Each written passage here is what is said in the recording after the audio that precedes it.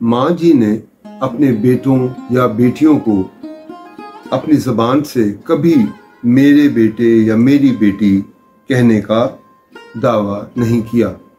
हमेशा इनको अल्लाह का माल कहा करती थी। किसी से कोई काम लेना माँ जी पर बहुत गरा गुजरता था। अपने सब काम वो अपने हाथों खुद अंजाम देती थीं। अगर कोई मुलाजिम ज़बरदस्ती इनका कोई काम कर देता तो उन्हें एक अजीब किस्म की शर्मिंदगी का एहसास होने लगता था और वो एहसानमंदी से सारा दिन उसे दुआएं देती रहती थीं। सादगी और दरवेशी का ये रख रखाव कुछ तो कुदरत ने माँ जी की सरिश्त में पैदा किया था, कुछ यकीनन जिंदगी के ज़ेरो बम ने सिखा दिया था। जड़ावाला में कुछ अरसा क़याम के बाद जब वो अपने वालिदैन और छोटे भाइयों के साथ जमीन की तलाश में लायलपुर की कॉलोनी की तरफ रवाना हुई तो उन्हें कुछ मालूम न था कि उन्हें किस मकाम पर जाना है और जमीन हासिल करने के लिए क्या कदम उठाना है। माँ जी बताया करती थीं कि उस जमाने में उनके जहन में कॉलोनी का तस्वुर एक फरिश्ता सीरत बुजुर्ग का था जो कहीं सरे राह बैठा जमीन के परवाने तकसीम कर रहा होगा। कई हफ्ते ये छोटा सा काफिला लायलपुर के इलाके में पाप्यादा भटकता रहा, लेकिन किसी राह गुजर पर उन्हें कॉलोनी का खिजर सूरत रहनुमा न मिल सका।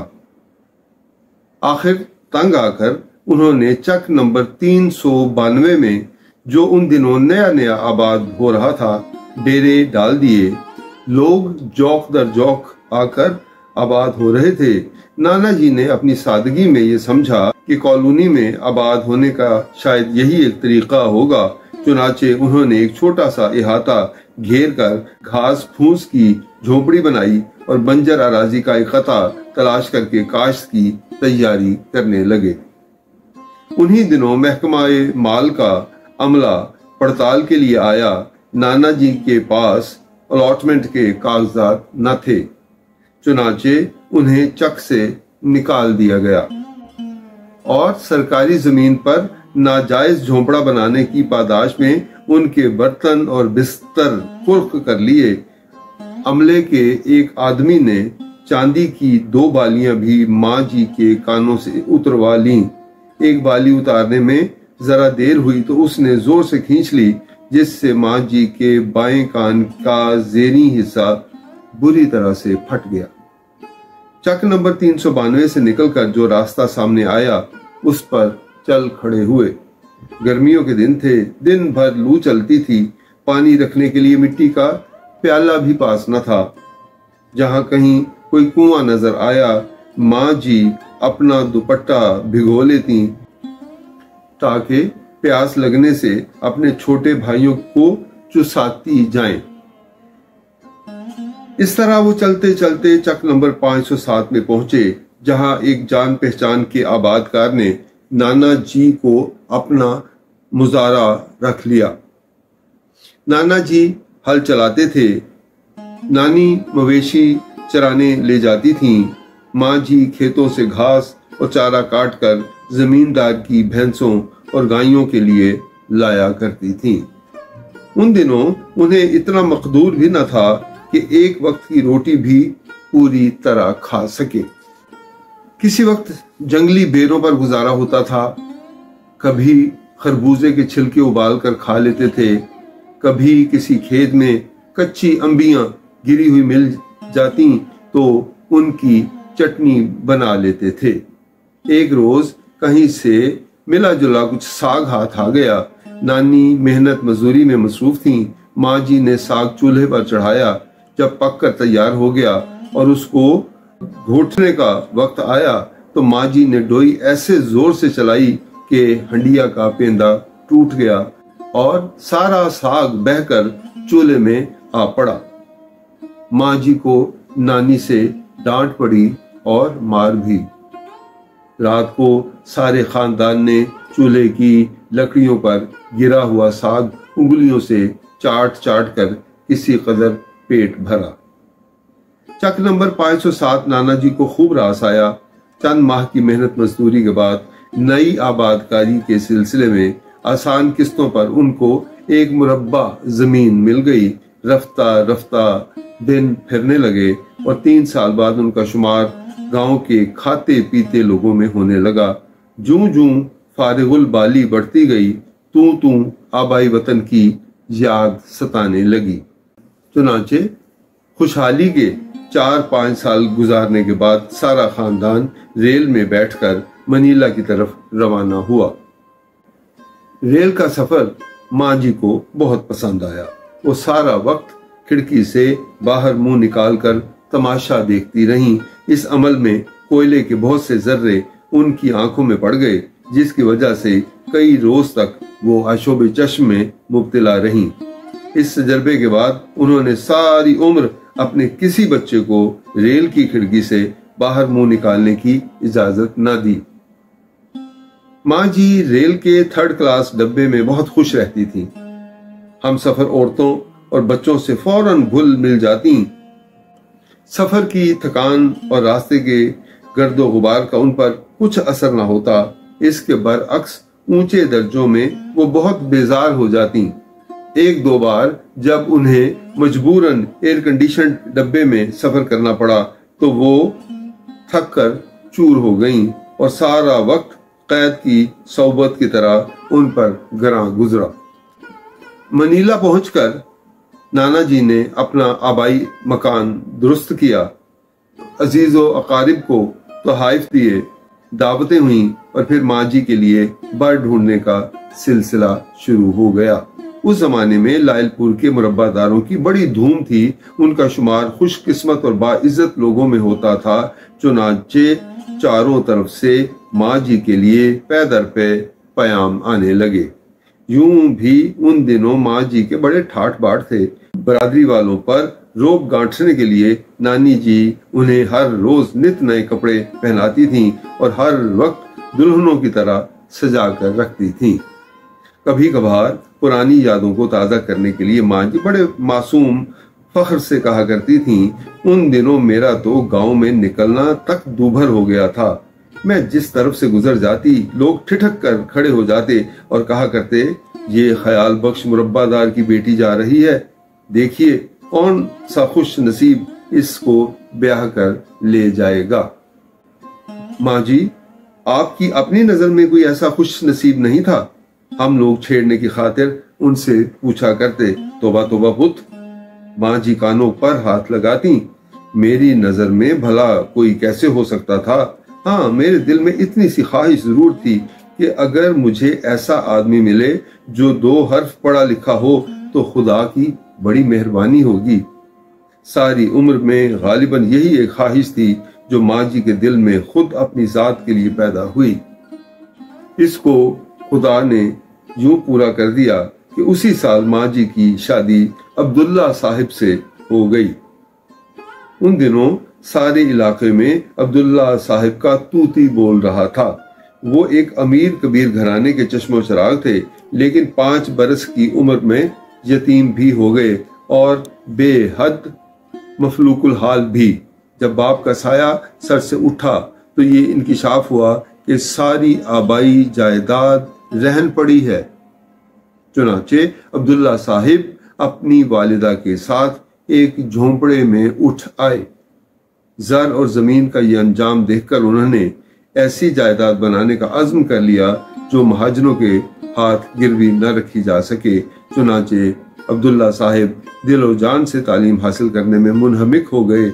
वजीफे पर वजीफा हासिल करके और 2-2 साल के इम्तहान एक साल में पास करके पंजाब यूनिवर्सिटी में मैट्रिकुलेशन में अव्वल आए। उस जमाने में गालिबन ये पहला मौका था कि किसी मुसलमान तालिबे इल्म ने यूनिवर्सिटी इम्तहान में रिकॉर्ड कायम किया हो। उड़ते उड़ते ये खबर सर सैयद के कानों में पड़ गई, जो उस वक्त अलीगढ़ मुस्लिम कॉलेज की बुनियाद रख चुके थे। उन्होंने अपना खास मुंशी गांव में भेजा और अब्दुल्ला साहिब को वजीफा देकर अलीगढ़ बुला लिया, जहां पर अब्दुल्ला साहिब ने खूब बढ़ चढ़कर अपना रंग निकाला और बीए करने के बाद 19 बरस की उम्र में वहीं पर अंग्रेजी, अरबी, फलसफा اور حساب کے لیکچرر ہو گئے۔ سر سید کو اس بات کی دھن تھی کہ مسلمان نوجوان زیادہ سے زیادہ تعداد میں اعلیٰ ملازمتوں پر جائیں، چنانچہ انہوں نے عبداللہ صاحب کو سرکاری وظیفہ دلوایا کہ وہ انگلستان میں جا کر ICS کے امتحان میں شریک ہوں۔ پچھلی صدی کے بڑے بوڑھے 7 سمندر پار کر کے سفر کو بلائے جان سمجھتے تھے۔ عبداللہ صاحب کی والدہ نے بیٹے کو ولایت جانے سے منع کر دیا۔ عبداللہ صاحب کی سعادت مندی آڑے آئی اور انہوں نے وظیفہ واپس کر دیا۔ اس حرکت پر سر سید کو بے حد غصہ بھی آیا اور دکھ بھی ہوا۔ انہوں نے لاکھ سمجھایا، بجھایا، ڈرایا، دھمکایا، لیکن عبداللہ صاحب ٹس سے مس نہ ہوئے۔ کیا تم اپنی بوڑھی ماں کو قوم کے مفاد پر ترجیح دیتے ہو؟ سر سید نے کڑک کر پوچھا۔ جی ہاں، عبداللہ صاحب نے جواب دیا۔ یہ ٹکا سا جواب سن کر سر سید صاحب آپے سے باہر ہو گئے۔ کمرے کا دروازہ بند کر کے پہلے انہوں نے عبداللہ صاحب کو لاتوں، مکوں، تھپڑوں اور جوتوں سے خوب پیٹا اور کالج کی نوکری سے برخاست کر کے یہ کہہ کر علی گڑھ سے نکال دیا، اب تم ایسی جگہ جا کر مرو جہاں سے میں تمہارا نام بھی نہ سن سکوں۔ عبداللہ صاحب جتنے سعادت مند بیٹے تھے اتنے سعادت مند شاگرد بھی تھے۔ نقشے پر انہیں سب سے دور افتادہ اور دشوار گزار مقام گلگت نظر آیا، چنانچہ وہ ناک کی سیدھ گلگت پہنچے اور دیکھتے ہی دیکھتے وہاں کی گورنری کے عہدے پر فائز ہو گئے۔ جن دنوں ماں جی کی منگنی کی فکر ہو رہی تھی انہی دنوں عبداللہ صاحب بھی چھٹی پر گاؤں آئے ہوئے تھے۔ قسمت میں دونوں کا سنجوگ لکھا ہوا تھا۔ ان کی منگنی ہو گئی اور 1 ماہ بعد شادی بھی ٹھہر گئی تاکہ عبداللہ صاحب دلہن کو اپنے ساتھ گلگت لے جائیں۔ منگنی کے بعد ایک روز ماں جی اپنی سہیلیوں کے ساتھ پاس والے گاؤں میں میلہ دیکھنے گئی ہوئی تھیں۔ اتفاقاً یا شاید دانستہ عبداللہ صاحب بھی وہاں پہنچ گئے۔ ماں جی کی سہیلیوں نے انہیں گھیر لیا اور ہر ایک نے چھیڑ چھیڑ کر ان سے 5-5 روپے وصول کیے۔ عبداللہ صاحب نے ماں جی کو بھی بہت سے روپے پیش کیے لیکن انہوں نے انکار کر دیا۔ بہت اصرار بڑھ گیا تو مجبوراً ماں جی نے 11 پیسے کی فرمائش کی۔ اتنے بڑے میلے میں 11 پیسے لے کر کیا کریں گی؟ عبداللہ صاحب نے پوچھا۔ اگلی جمعرات کو آپ کے نام سے مسجد میں تیل ڈلوا دوں گی، ماں جی نے جواب دیا۔ زندگی کے میلے میں بھی عبداللہ صاحب کے ساتھ ماں جی کا لین دین صرف جمعرات کے 11 پیسوں تک ہی محدود رہا۔ اس سے زیادہ رقم نہ کبھی انہوں نے مانگی نہ اپنے پاس رکھی۔ گلگت میں عبداللہ صاحب کی بڑی شان و شوکت تھی۔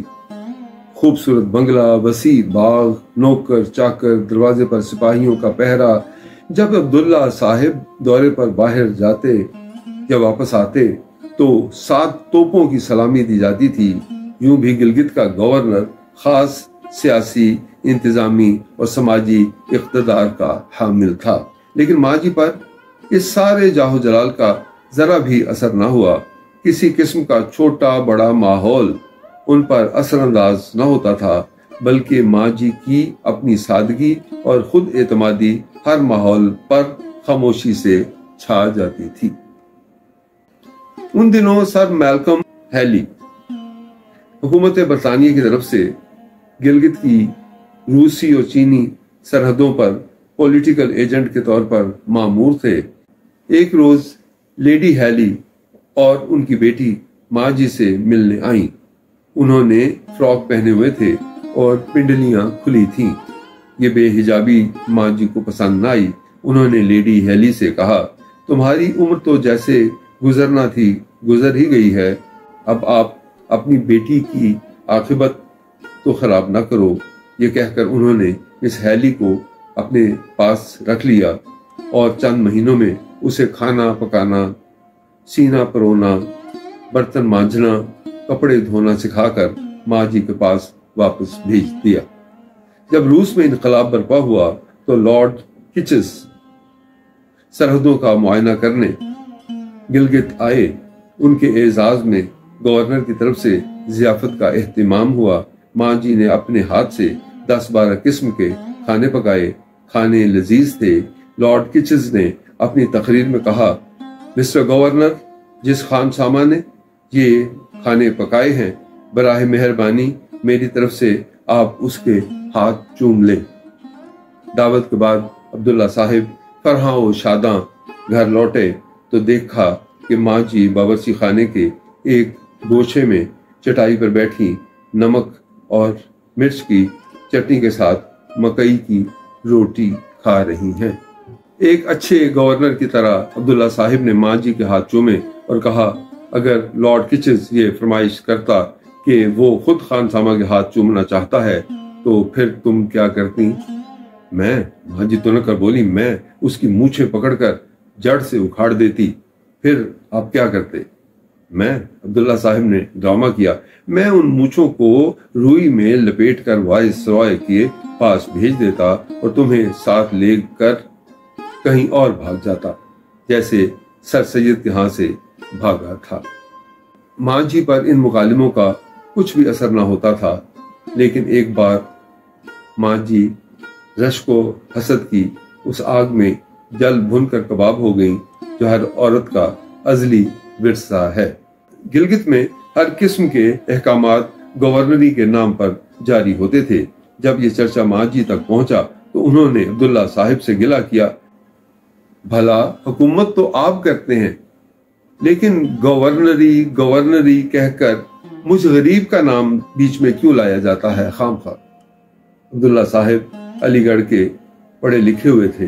रगे जराफत भड़क उठी और बेइतनाई से फरमाया, भगवान, ये तुम्हारा नाम थोड़ा है। गवर्नरी तो दरअसल तुम्हारी सौकन है जो दिन रात मेरा पीछा करती रहती है। मजाक की चोट थी। अब्दुल्ला साहिब ने समझा बात आई गई होगी, लेकिन माँ जी के दिल में गम बैठ गया। इस गम में वो अंदर ही अंदर कुढ़ने लगी।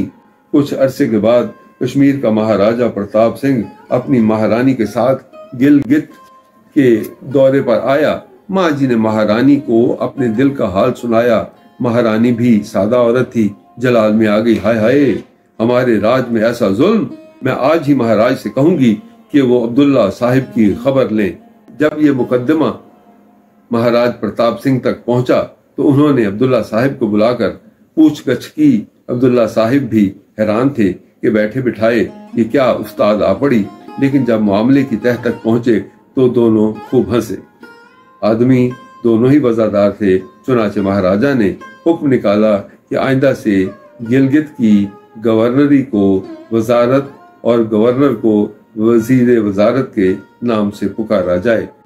1947 की जंग आजादी तक गिलगित में यही सरकारी इस्तिलाहात राइज थीं। ये हुक्म सुनकर महारानी ने माँ जी को बुलाकर खुशखबरी सुनाई कि महाराज ने गवर्नरी को देश निकाला दे दिया है। अब तुम दूधों नहाओ, पोतों फलो। महारानी ने कहा, कभी हमारे लिए भी दुआ करना। महाराजा और महारानी के कोई औलाद न थी, इसलिए वो अक्सर माँ जी से दुआ की फरमाइश करते थे। औलाद के मामले में माँ जी क्या वाकई खुश नसीब थीं? ये एक ऐसा सवालिया निशान है जिसका जवाब आसानी से नहीं सूझता। माँ जी खुद ही तो कहा करती थी कि उन जैसी खुश नसीब माँ दुनिया में कम ही होती है, लेकिन अगर सब्र और शुक्र, तस्लीम और रजा की ऐनक उतार कर देखा जाए तो इस खुश नसीबी के पर्दे में कितने दुख, कितने गम, कितने सदमे नजर आते हैं। अल्लाह मियां ने माँ जी को 3 बेटियां और 3 बेटे अता किए। 2 बेटियां शादी के कुछ अरसे बाद जके बाद दीगरे फौत हो गईं। सबसे बड़ा बेटा ऐन आलमे शबाब में इंग्लिस्तान जाकर गुजर गया। कहने को तो माँ जी ने कह दिया कि अल्लाह का माल था, अल्लाह ने ले लिया, लेकिन क्या वो अकेले में छुप छुप कर खून के आंसू रोया न करती होंगी।